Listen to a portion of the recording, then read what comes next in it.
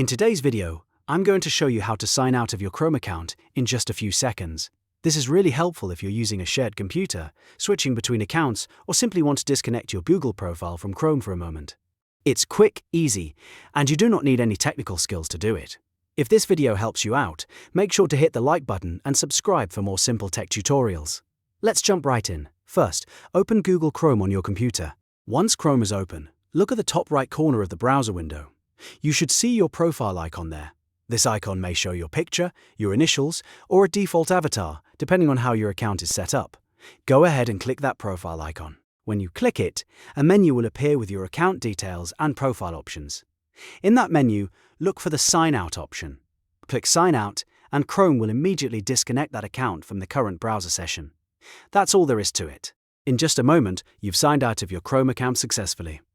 If you need to sign back in later, you can always do that from the same profile menu. This is a great habit to use on public or shared devices because it helps keep your browsing data and account access more secure. If this tutorial was useful, don't forget to like the video and subscribe to the channel for more easy step-by-step guides. Thanks for watching, and I'll see you in the next one.